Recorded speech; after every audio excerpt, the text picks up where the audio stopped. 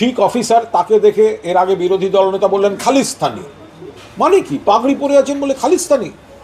পাগড়ি ওনাদের একটা প্রতীক, একটা পবিত্র জিনিস, তাকে বলে দিলেন খালিস্তানি। আবার সুকান্ত মজুমদার বিজেপি সভাপতি জুতো ছুটছেন পাগড়ির উপর। তো শিখ সম্প্রদায়ের আবেগে আঘাত লাগবে না? তো সেই জন্যই শিখ সম্প্রদায়ের আবেগে আঘাত লেগেছে, তারা বিক্ষোভ দেখিয়েছেন। ভারতীয় জনতা পার্টি সমস্ত ধরনের সম্প্রদায়ের প্রতি শ্রদ্ধাশীল।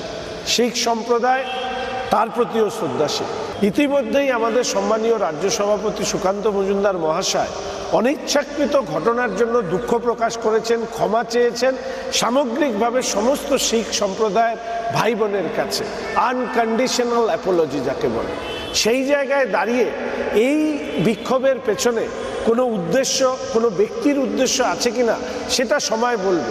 তবে এইটুকু বলতে পারি, যিনি এই এফআইআর করেছেন তাকে তৃণমূল কংগ্রেসের মিছিলে দেখা গিয়েছে। বাংলা হান্টের আরও খবর দেখতে নজর রাখুন। বাংলা খবর মানেই বাংলা হান্ট।